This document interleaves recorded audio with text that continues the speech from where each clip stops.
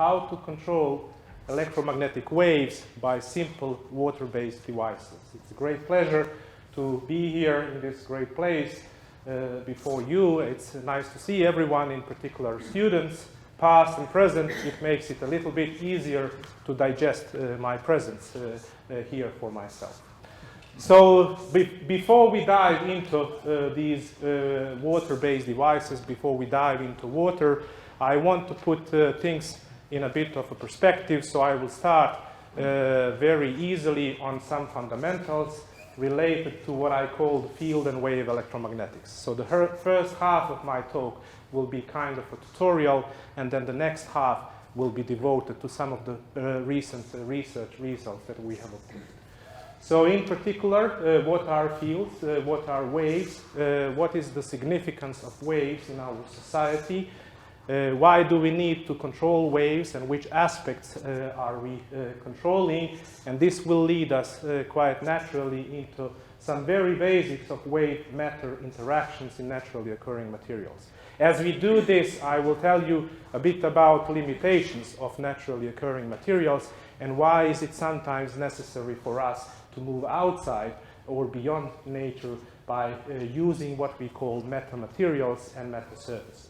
And then we will naturally jump into using water as a microwave material, and several simple water material platforms from our DTU store will be presented to you. And finally, some concluding remarks. So this talk is about basic electromagnetics, if you like, fundamental electromagnetics. So what is electromagnetics? This is the science of phenomena caused by electric charges. This is the scientific foundation of all electrical engineering and electrotechnology, and this is essentially everything you will ever experience in your daily life except for gravity. So we are speaking about electric charges, so it's a natural question to ask, what is charge a quantity? Well, charge is a fundamental property of all matter, just as mass is. Mass is positive, but then charges, they can be negative, for instance, electrons, and then positive, for instance, protons. And those charges are the guys which are producing our fields and waves. And they can come in different situations, different constellations. So to begin with, we can speak about stationary charges. Stationary charges are known to produce only electric fields, and this is what gives rise to what we call electricity.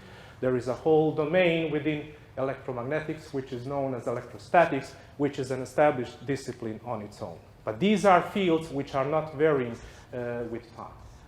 Then you could have charges which are moving, like shown over here. And if the charges are moving with a velocity which is uniform or constant, doesn't change over time, these give rise to what we call steady currents or stationary currents. These steady currents are sources of all magnetic fields, and this is what is giving rise to this field of science that we call magnetism. Now, in the beginning, and this beginning was quite long through history, electricity and magnetism, they were regarded as separate subjects of physics. It was, of course, Hans Christian Ørsted who, in his famous experiment from 1820, figured out that there is a link between electric current and magnetic fields. Up until Ørsted, magnetism was mainly explained in terms of north and south poles of a permanent magnet. People were talking about iron fillings and stuff like this. No whatsoever connection with electricity. But Ørsted changed this, and he unified those seemingly different branches of physics, and this is something that he termed electromagnetism. So this is what I'm speaking about today. But we engineers, we prefer for some reason to call this electromagnetics, but these are really the same things. So thus far, stationary charges, moving charges, charges which are moving with a constant velocity, but something even more exciting happens if you have what we call accelerated charges. If you somehow can accelerate charges so that they are moving with a velocity which is changing with time, so that we are speaking about what we call time-varying currents, Those will then give rise to what we call electromagnetic fields and electromagnetic waves. Whereas in those situations, we only have one of the fields. When we have time-varying fields, we have those coexisting in what we call electromagnetic wave. So from the physical point of view, in order to have electromagnetic waves, you need to have accelerated charges. This is from the physical point of view. Now, of course, from the practical point of view, you need to have antennas. Antennas are devices which are used to efficiently excite those accelerated charges and thus to radiate and receive electromagnetic waves. Okay, so all of those different charge situations, constellations, interactions between different fields, classically speaking, these are governed by only 4 equations. I was somehow thinking that I should not show any equations today, so I'm only showing 4 equations, but then again, these 4 equations are summarizing all classical electromagnetic fields. These are called Maxwell's equations after James Clerk Maxwell, who put them together in 1864. So they are a bit old, as you can see.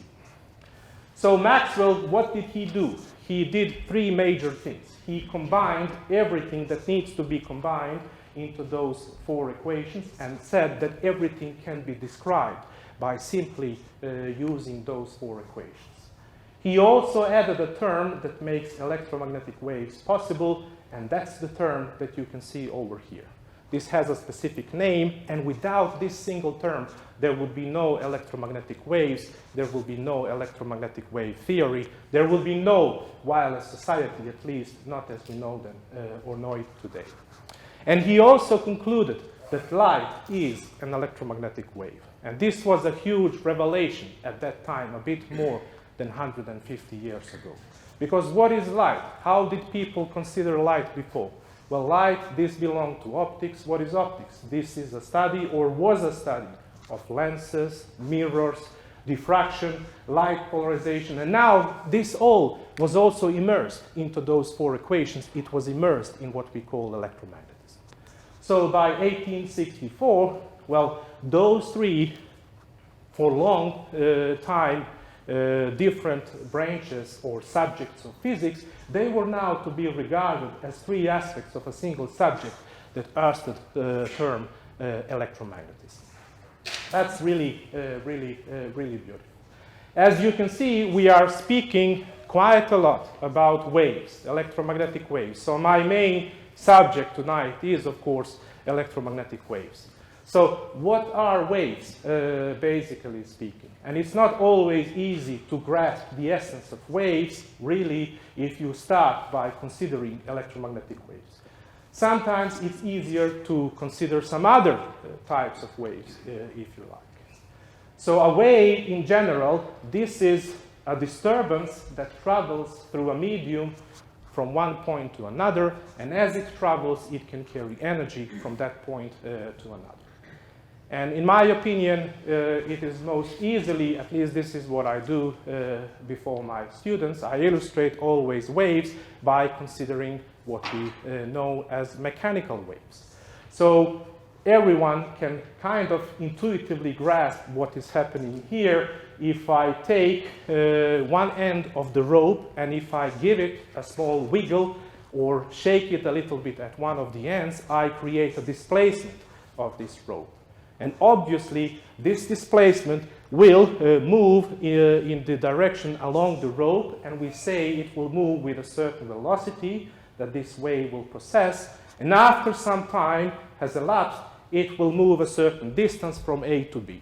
This is an illustration of what we call a mechanical wave. And one of the properties of those waves is that they require a medium for their propagation. In this particular case, the rope that we are shaking at one of the ends. But none of the particles in the rope are doing the motion along the rope. They are just oscillating in this direction orthogonal to the movement of your displacement, which is propagating along the rope. This is what we know as a mechanical wave. Now, in our case, the disturbances which are traveling through space are those electric and magnetic fields that we can see in Maxwell's equations. There are many different forms of those disturbances. They can acquire different forms, but one which is heavily exploited in technical applications are where those fields are varying as a sinusoidal functions of time and space coordinate. And one example is illustrated here. So the red curve would represent an electric field of the wave.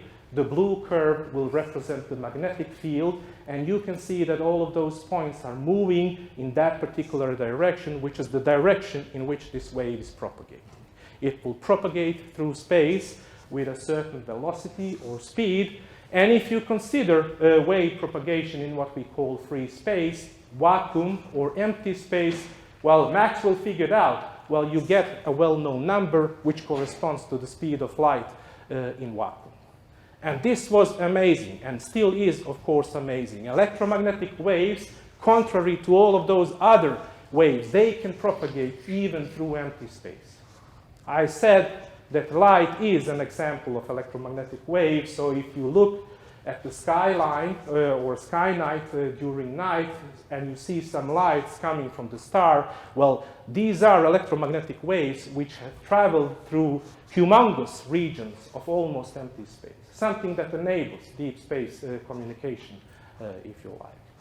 So this is really a nice feature of electromagnetic waves. Maxwell put those equations together in 1864. He added this term, which actually corresponds, this addition, to a theoretical, let's say, discovery of a first rank.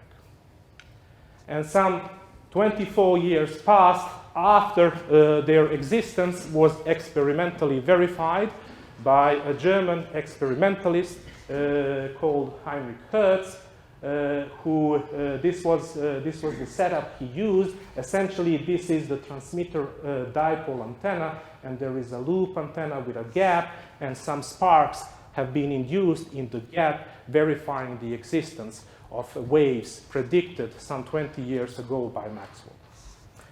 So it seems that Hertz didn't really realize the importance or the practical importance of waves that he discovered. So he basically said, well, this is just an experiment that proves Maestro Maxwell was right. Okay? And when people asked him about the implications of his discovery, well, he replied, nothing, I guess. Well, today, even though we take those waves for granted, we certainly know that this is far from the truth. And this leads me, you can say, naturally to the significance of waves, not only today, but also throughout the history. Okay, so waves, they carry energy, of course, and one example is, of course, all the sunlight, which is providing all the energy input of Earth, which is warming the Earth, which is more warming us even today. There was some sun outside over there. Of course, they can also carry information. Everyone has a mobile phone in our pocket, and this transmission of information, of course, enables us to communicate to each other wirelessly. They are the basis for all wireless systems, including those for communication, sensing, and energy transfer, and they have, of course, had a huge societal impact over time. And on this time scale, which actually goes from 1900 to year 2000, you can see some of the most important technological advancements as enabled by waves. Starting from the wireless telegraphy, going to radar, satellite communication, mobile communication, wireless networks that we have today, and the entire wireless society that we have today. Some of the modern applications, of course, the mobile internet. How can we have internet even on planes, some 10,000 kilometers above the surface of the ground? This is, of course, enabled by the existence of antennas and waves. There are other cases where we are using remote sensing to sense how our planet is doing by measuring by some satellites the signals which are emanating from our oceans and soils to figure out what is the moisture of the soil and what is the salinity of oceans. These are important parameters that people can input and do some forecasting about the state and change of our climates. All enabled, of course, by the existence of waves. And then just think about this global pandemic that is still ongoing. This has had a tremendous, of course, consequences for many of us, but imagine what those consequences would have been for our psychological health, if you like, for our economy, if it wasn't for the global connectivity enabled by the existence of waves and also antennas. So I hope that now we all realize why antennas are important and why electromagnetic waves play such a huge role in our society.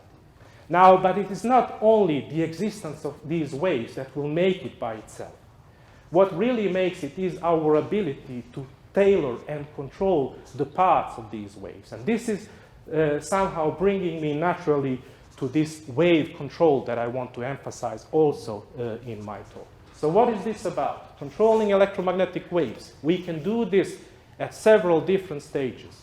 Of course, when we radiate something, well, we know that, for instance, small antennas, they will radiate signals in many different directions with more or less equal strength. But then if you use huge antennas, they will focus energy in a prescribed direction. So this is, in a way, controlling waves at will by designing those antennas. Well, those signals will then propagate through space, and then they will interact, of course, with a bunch of objects that they meet on their way. And we say that those waves will then be scattered. What I really mean is that they will be reflected by buildings, by houses, by people, by trees. Some of those will be transmitted inside of other objects. Some might be even dissipated as they get absorbed. So there are many different aspects that we really want to control. In fact, most of the light coming from the sun is not really direct sun waves that we see. This light has been scattered by many different objects before it reaches our eyes. This is why it is important for us to be able to tailor these paths effectively. And of course, size and geometry matter, but what matters maybe even more is what type of materials are those waves meeting on their way. And this is described, of course, by three parameters, one governing the dielectric state, one governing the magnetic state, if you like, and one telling you about the conductive properties of these materials. So I want to just briefly go through these very basics of wave-matter interactions, okay?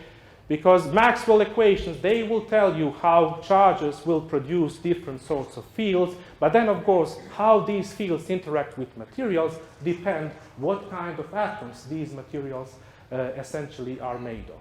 So if we are speaking about conductors, and many antennas are, if not most antennas, are made of conducting materials. A good example is a metallic material.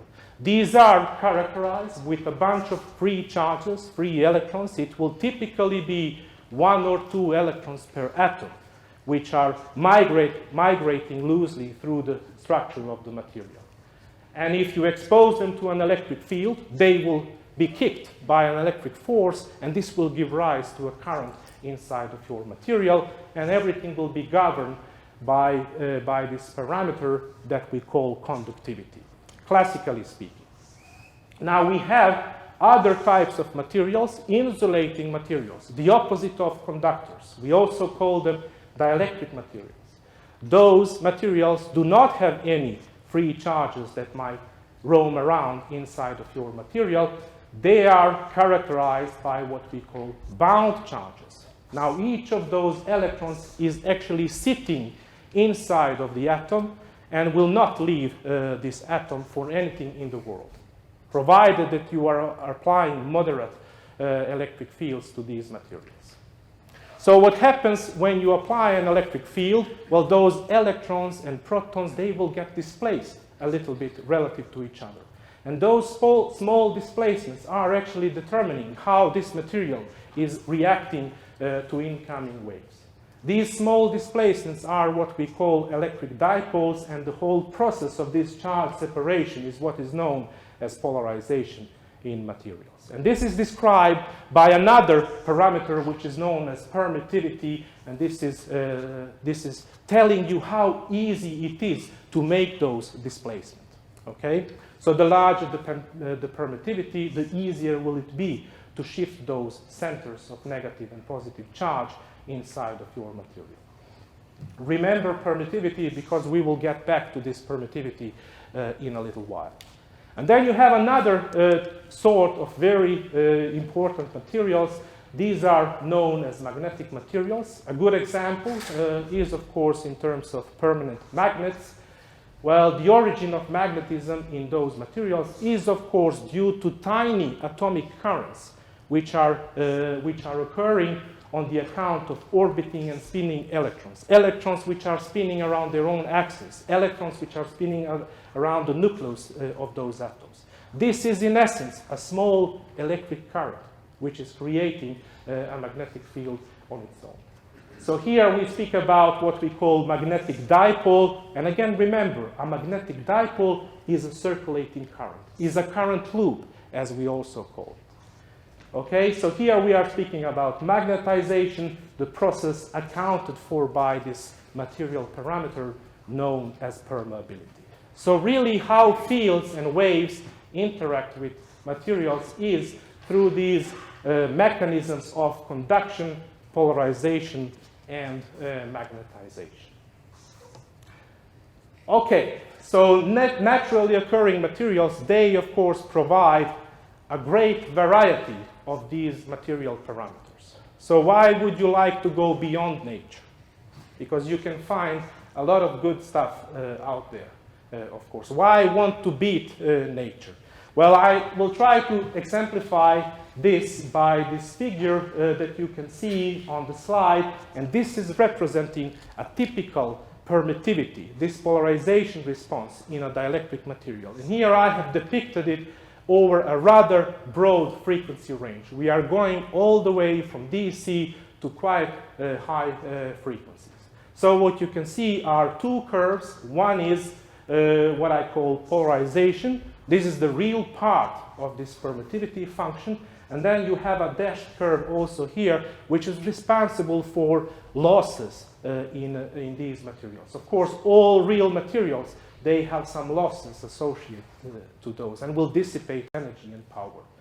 If you think that this is a weird term, well, this is the one which is responsible for the fact that you can cook your food in a microwave oven. Okay? So, but what you can see from this one is that at a relatively low, at very low frequencies, typically material parameters would have very high values.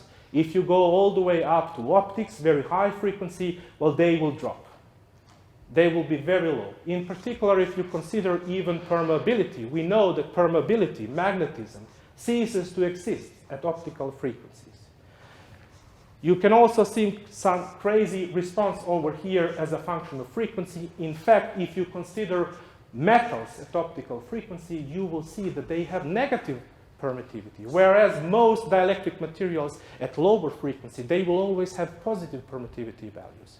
Can I do something with those responses here? Can I move this high response all the way up to high frequencies and the other way around? Can I change the magnitudes? Can I change the phases? Can I shift the response in frequency? Can I create negative material parameters at some frequencies not necessarily given or achievable in naturally occurring materials? So these are the questions that we are trying to answer. And yes, you can do this if you somehow create your own atoms.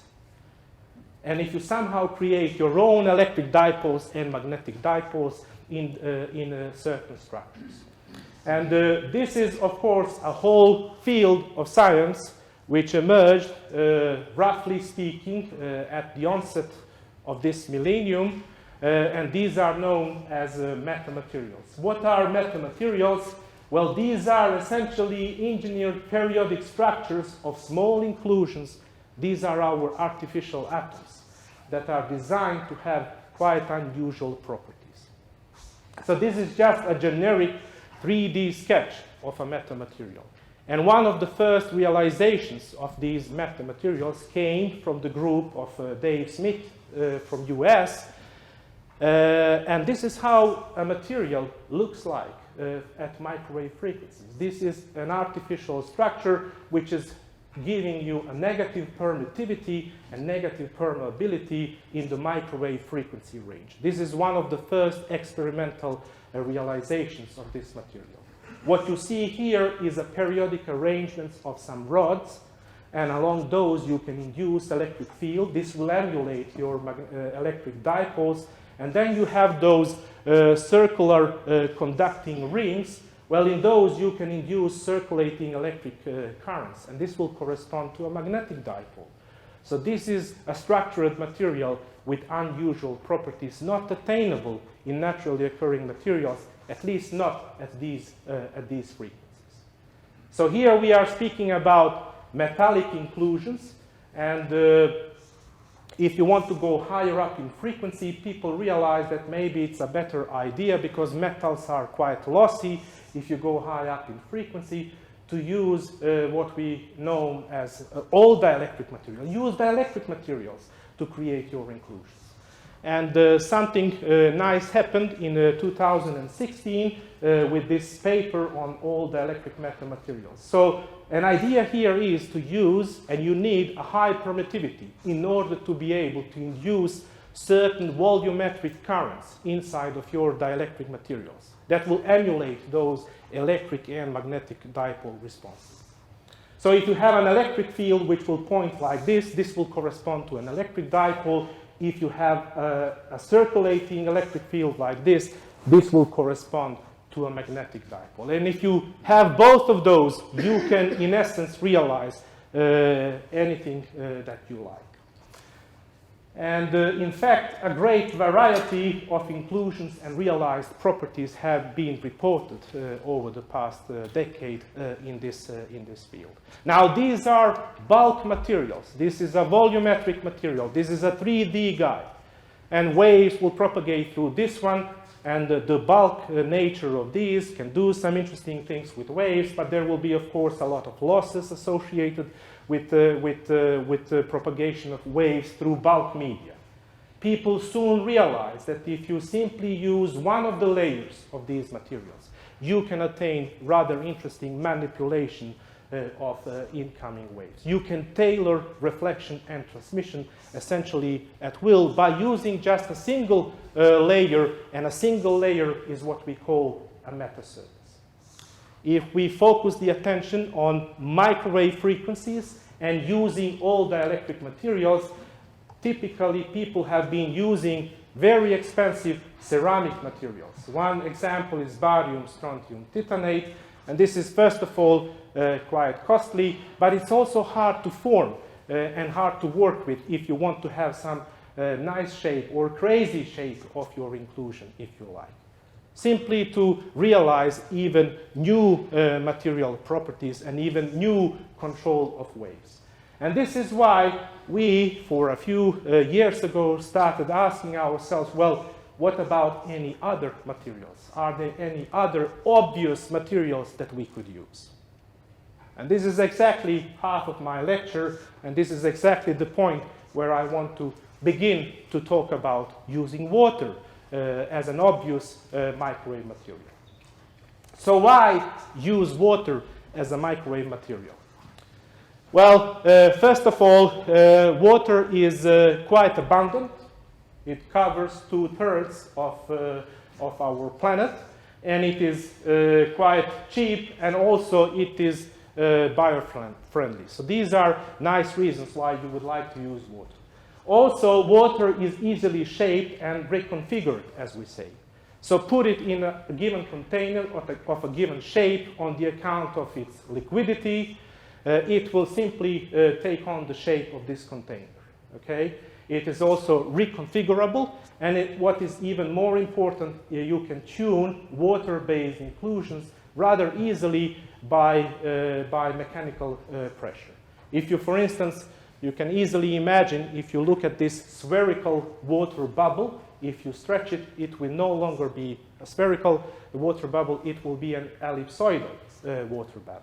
So if we have a certain parts of fields inside of these spheres, well, you will modify then the parts of fields inside of those by simply, pushing it a little bit or stretching it a little bit. If it's half-filled, even by gravitation, you can tune, because water will simply follow the shape of your containers. And this is a nice tunability feature that is naturally built in water. Water is also excellent solver, so you can easily dissolve certain substances in water, and this will tune chemically the response of your water bubbles and water inclusions. And even more importantly, water has a quite high permittivity in microwave frequency range. And this is how permittivity looks like as a function of frequency from quite low to quite high. These curves here, this is the real part of permittivity. This corresponds to those polarization properties, but of course the process is always accompanied with some losses. Water is lossy, but if you stay at relatively low frequencies, you will be fine, okay? So that's not that big of a problem. But what is even more noticeable here, you see I have several different curves. See, water permittivity goes even up to 80. And this makes it useful to induce those dipole moments inside of those inclusions. It will be relatively easy to shift those dipole moments and to induce your own currents, which will then be responsible for the response of whatever you are making.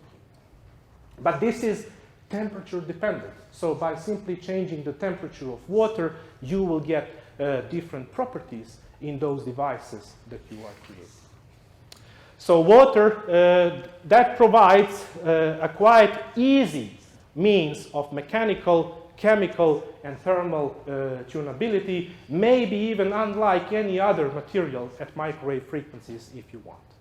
And you are able to design some very, very simple structures that might do a lot of your jobs. So what is now in our store? What are the things that we have been doing over the past couple of years? So this is just an overview of those configurations that I will show the main and important results here tonight. So one of the cases that we will start with, this is related to what we call spherical inclusions, and then we will multiply those and extend it to a metasurface composed of spherical particles, and we will see how this is tailoring our waves. Another one is how you can build metasurfaces to switch somehow and guide or focus microwaves at microwave frequencies. Well, microwaves, yes. Then another interesting example is what we call a reflector rate metasurface. You will see what this is about by simply using water inclusions, how you can deflect incoming waves at an angle not corresponding to what nature otherwise will give you. These are all examples of periodic arrangements of water inclusions, but if you simply focus on one of the inclusions, you can also make interesting water-based antennas, which are also what we call electrically small. You can also create antennas that will radiate most of the energy in a prescribed direction, even just by using single water inclusions. Now, all of those applications, they exploit this feature of the waves that we call, well, they are radiating. There is a nice emerging branch in our field which is known as bound states in the continuum, or waves which are non-radiating. And we are also reporting some of those main results here on non-radiating waves by using simple water drops. So this is in my store, and now I will simply go through the most important results related to those configurations here, and that will, of course, bring me to the end of my talk tonight. So spherical inclusion and metasurfaces, what is this all about? Take a single spherical particle of water. It has a certain dimension. It has a certain electrical property as determined by water properties, by water permittivity properties. You can then shine it with a wave that can be light, of course, well, light or microwave in this particular case, and the wave is propagating in this direction. My red arrow is representing the direction of the electric field. My blue arrow is representing the direction of the magnetic field. And this will then, of course, meet our water particle, and the wave will somehow interact with this water particle. What is nice about the spherical shape is that you can solve this problem analytically. There is a theory known as Mie-Lorentz scattering theory. So you can actually determine for a given amount of incident power, how much power will you scatter in all directions, and how much power will this guy absorb. The bottom line is that you can do this analytically on paper, and then you can implement it, and you can plot those responses. And here we have shown responses for a single spherical particle. So what you see here is what we call a frequency spectrum. This is a response of our sphere as a function of frequency, where you can see frequency down here. So the green curve is corresponding to the scattered power, and then we have this red curve, which is giving you the amount of power which is absorbed by this water. And what you see are different peaks in this frequency response. Some areas where the response is peaking as a function of frequency over here. And if you look at the first peak, well, then you can see how do the fields look inside of your spherical particle. And you can see, well, here you have a circulating electric field. What is a circulating electric field? This is, in a naturally occurring material, a magnetic dipole. So we see that this response is governed by those fundamental dipole resonances that you are inducing over here. If you go a little higher in frequency, you find another field distribution. Here you will see a magnetic field that will circulate. So it's all about how these fields behave inside of these particles. And this will drive the response of your spherical particle, and then you can combine many of those to form your metasurface. And the thing to ask here, how will this surface then tailor the incoming waves? How can we change the transmission and the reflection by this surface? And this is also something you can calculate, and here are the results for the blue curve is showing, well, the transmitted power, and the red curve is showing how much is reflected back. Well, you see some dips in this blue curve indicating that the transmittance is really going to a minimum value here. So this is stopping waves, meaning that most of it will be reflected. But if you go a little higher up or lower up in frequency, something else would happen, simply by using this metasurface of spherical inclusions. This is what is nice with spherical inclusions. You can do many things analytically, but no matter how you orient this surface with respect to, for instance, the electric field of your incoming radiation, you will always get the same results. We say that they are polarization independent. If you want to create different responses as a function of the orientation of the incoming field, you need to go away from spherical particles. And this is a case that we have been considering here. Now, instead of spherical particles, well, we are making cylindrical or cuboid water inclusions, as you can see them over here. And then you combine many of those, and this will have a nice effect on the incoming waves. So in particular here, what we have been doing is that we have designed two surfaces with two different orientations of those water elements.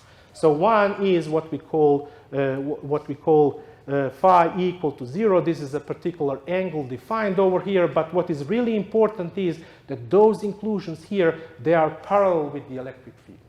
And then we also ask the question, what happens if you simply mechanically rotate everything by 90 degrees so that you have an inclusion which is orthogonal to the electric field? And this is also one case that we considered. You can see it over here. So we have built this and measured, and here are the results. We have optimized this case so that the transmittance, so that the transmission is minimized at a particular frequency, in particular 1.7 gigahertz. We wanted to minimize transmission of waves through this surface over here. And in fact, this is what we achieved. As you can see here, the blue curve is giving you the amount of transmission through this surface. Now, if you rotate everything by 90 degrees, well, you go from almost zero transmission to full transmission. The same surface, just oriented in a different way, so that your electric field will kind of see different orientations of those water inclusions. And this is what we call switching of microwaves. And this effect is even more pronounced if you stack more of those layers in the direction of propagation. So if I have a stack of 6 layers that you can see over here, these are simulation results, and if you illuminate it by this so-called dipole antenna, for the orientation over here, everything will be blocked. But if you simply mechanically tune this one by rotating everything 90 degrees, there is a full transmission of waves through this layer of water bubbles, if you like. And this is an interesting result. Let's move to another interesting result, which is related to a reflector ray metasurface. And what is this all about?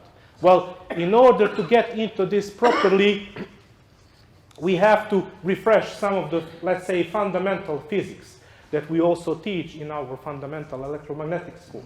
So if you have, for instance, a metallic plate down here, and if you illuminate this metallic plate with an electromagnetic wave, which is hitting the plate under a certain angle of incidence, theta I, that you can see here, with respect to the normal of this plate.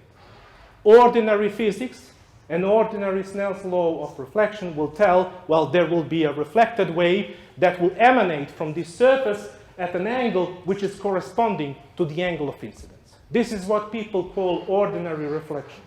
And this is governed by Snell's reflection law.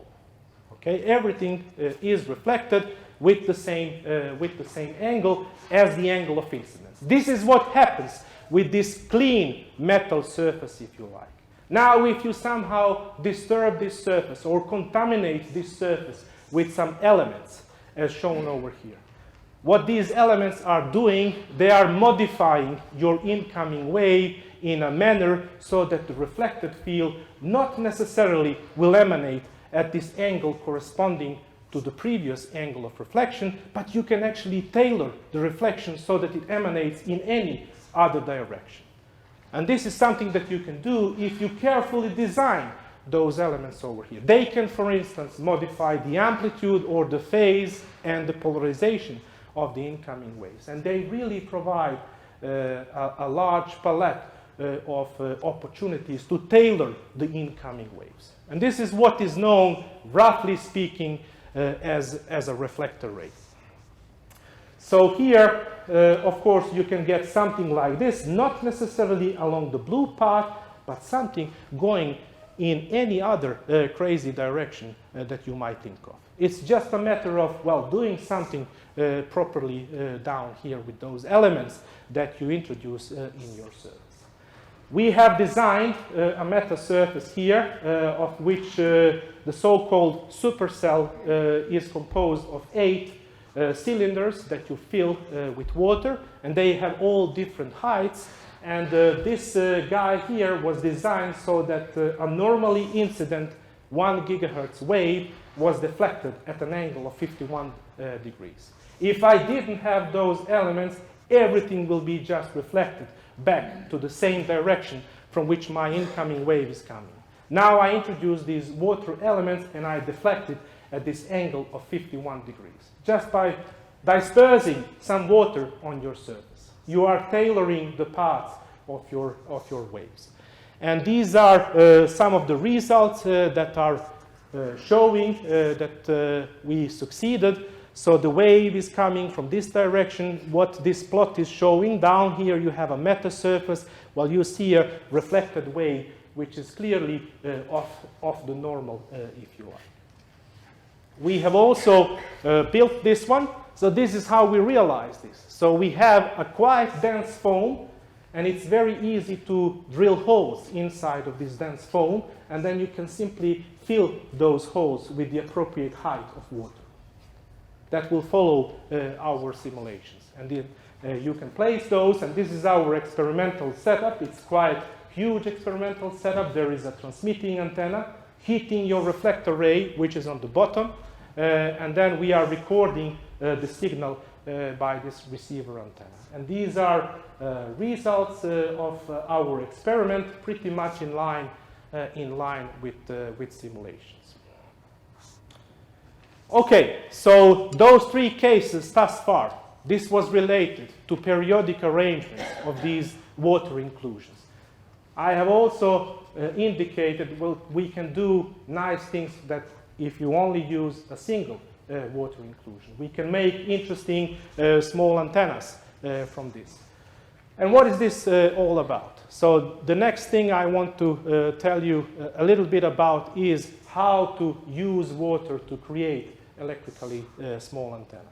And this is just one quite well-known example of an antenna. This is called a monopole antenna. You get it from your center conductor of the coaxial cable, which is shown to the right in this figure. And this is the cross-sectional view of this configuration. So this is the cross-section of our coaxial cable, and then there is this center conductor going a little bit beyond, and usually you put it or back it by this conducting ground plane. So what's the objective of this antenna, and also any other antenna if you like? Well, you put some power inside of this coaxial cable, and the objective is, of course, to radiate most of this power. Now, if this monopole, if this pin here is what we call electrically small, something that we measure in the wavelengths of the signal radiated by this antenna, what will be the typical problem, at least one of the problems? One of the problems will be that most of this incoming radiation will actually be reflected from the monopole. It will never be accepted, as we say, by this monopole antenna. And whatever is accepted, well, a good portion of it will be also dissipated, because small antennas are more like resistors and not like radiators. And you can do something about this if you, for instance, coat this monopole by a layer of dielectric material. And this is what people call dielectric resonator antenna. You can induce, again, certain volumetric currents corresponding maybe to those electric and magnetic dipoles inside of this cavity made of this dielectric material. And this will then radiate the fields that you would like to radiate.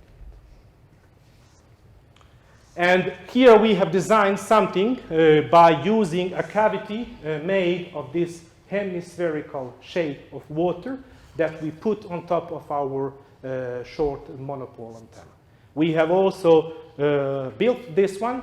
You can see the realization over here. Of course, water cannot just stand like this. Everyone can figure this out. So this water is contained in a hemispherical cavity that we have drilled out in this dense foam material over here. Everything is backed by a metal plate that you can see down here.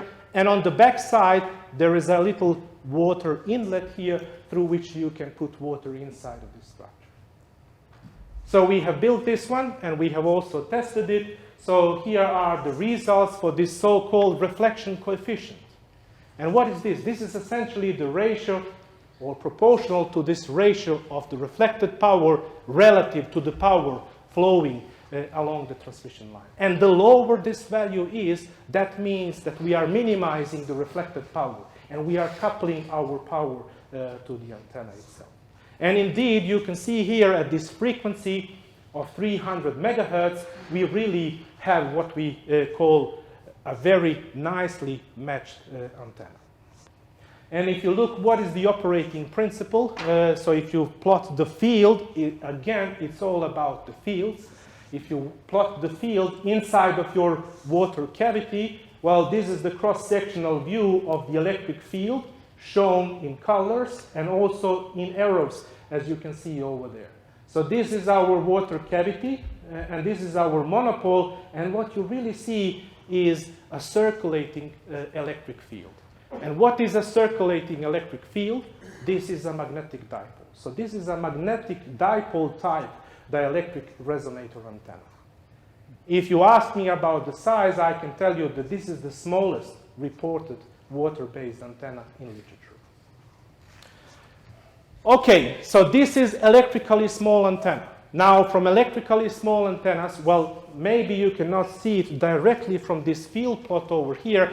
They are not really good in focusing energy in a given direction. They will radiate quite a lot in many different directions. Small antennas are typically those, for instance, that we have in mobile phones, and in those applications, it's nice to have something which is not focusing energy in just one direction, because you don't want to reorient your mobile phone all the time to catch the signal, okay? So naturally for those, it's quite okay. But what if you want to send more power, to send more energy in some other direction? Well, one solution could be that you simply increase the size of your antenna. But if you don't want to do that, you can do some other things. And you can, for instance, combine this magnetic dipole response that I have just been mentioning with our dielectric resonator antenna on the previous slide with another fundamental resonance that you possibly can excite in those water cavities. And if you can do this, then you can have a more, as we say, directional or focused response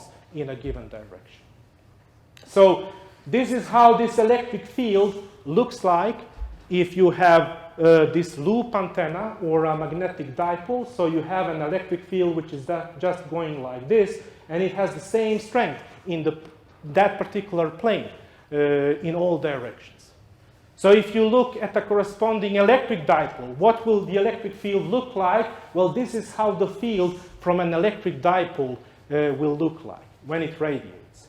So what happens if I superimpose those two guys? Well, you see to the left, the fields, they will point in the directions opposite to each other. To the right, they will point in the same direction. So if I can excite those two at the same frequency, if I can overlap those resonances, well, I can cancel energy radiation in one direction, and I can reinforce it or double it compared to the case of a single dipole in the opposite direction. And you will have a pattern which will look like this, and this combination of simultaneously excited electric and magnetic dipoles, this is what people call a Huygens antenna. And this is not an easy thing to do. You cannot do this in this hemispherical cavity that I have shown on the previous slide. You cannot excite those dipoles at the same frequency in a spherical particle. You need to divert from this spherical shape. But this is also what we did in our design, and this is how the cross-sectional view now of this Huygens antenna looks like. We have excited those electric and magnetic dipoles in this configuration. We have also built and tested it, and really the result is as we expected. So this is another, let's say, application of how you can use water to increase focusing of radiation in a given direction. So most of the things that I have been talking about thus far, these are related to this property of waves being radiated. As I said for a few slides ago, there is an interesting emerging topic on non-radiating waves. And then you can ask, well, how can those be interesting? These are interesting from several points of view. One can be energy harvesting, for instance. Another one could be sensing application. Okay? So what is this about? This was not easy, let's say, to prepare this slide, so it took a couple of hours to think how to present this so that people can relate to this. So I hope you will be able to see what I mean. Again, let's focus our attention on this metal plate over here. So if I illuminate it with some electromagnetic wave, we know that everything will be reflected.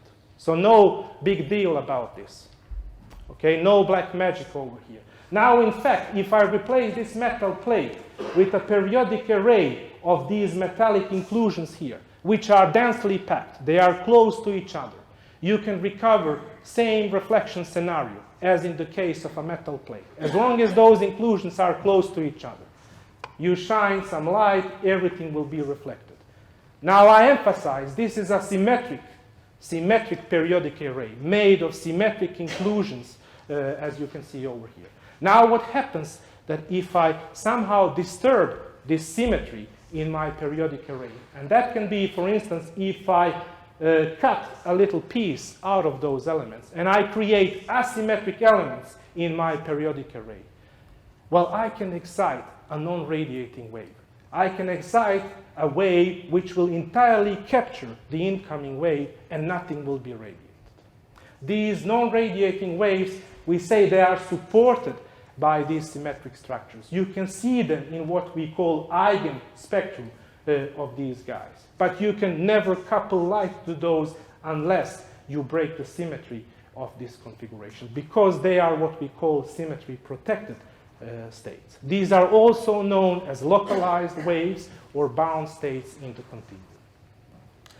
So people have looked at those initially in quantum mechanics, later in acoustics, and then there is a whole deal of research in those non-radiating waves at photonics. But the bottom line is that in all of those cases, you need large structures, and it is not easy to tailor this asymmetry across these large structures.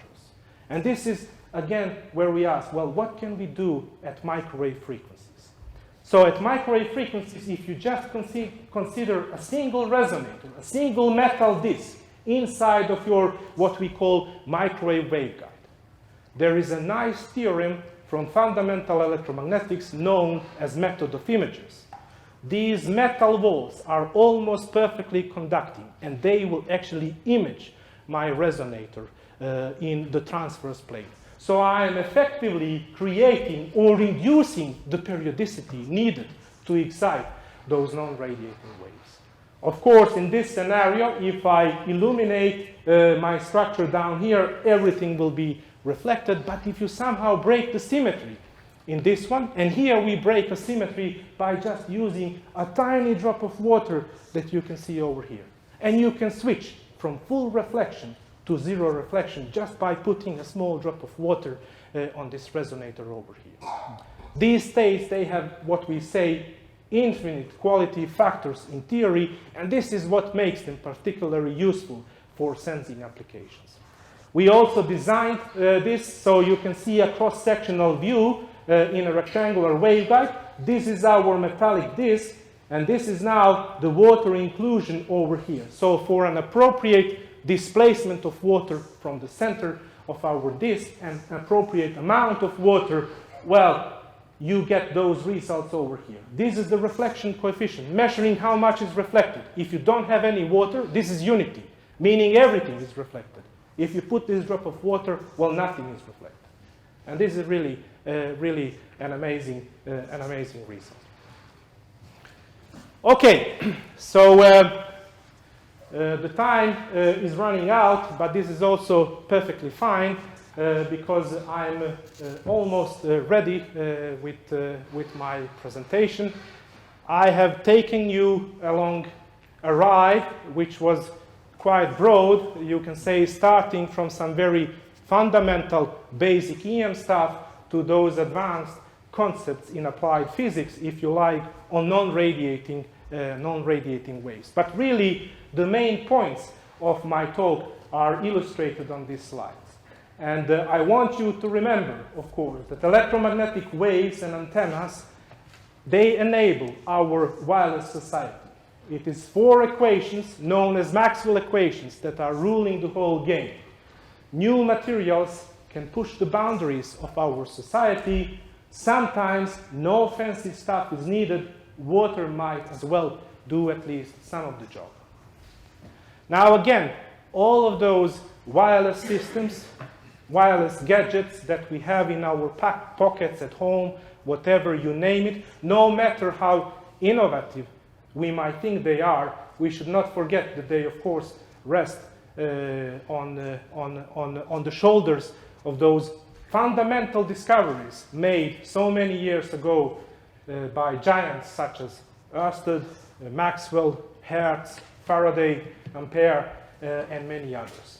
And this is why, and also given the prevalence and importance of waves for our society, together with those fundamental discoveries, this is what is at least saying to me that it should be quite obvious that we do not only have to maintain, but also really develop education into foundations of electromagnetic theory.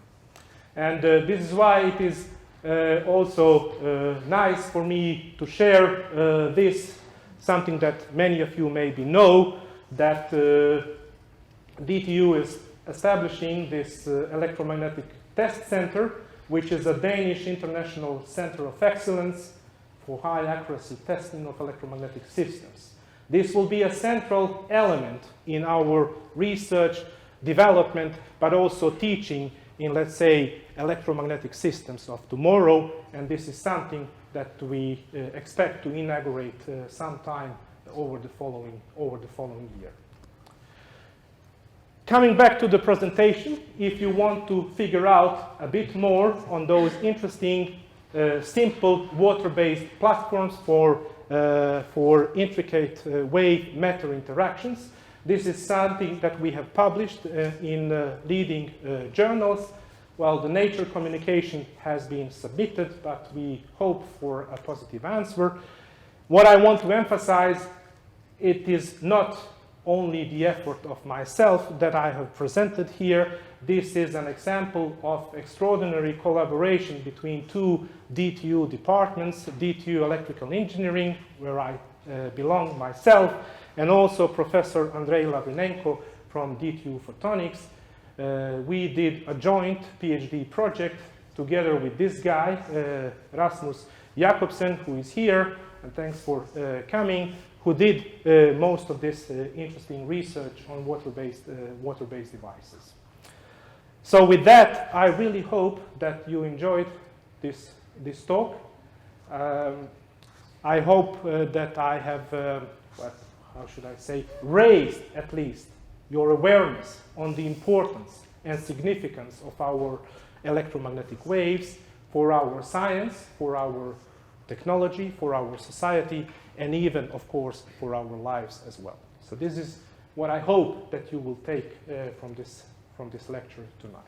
If not, let me just finish in the same way that I finished the last lecture in my course, and then you can probably remember it for many years from now. And this is by quoting one of the most famous physicists of the last century, Richard Feynman, who said that from a long view of the history of mankind, seen some 10,000 years from now, there can be little doubt that the most significant event of the 19th century will be judged as Maxwell's discovery of electrodynamic laws.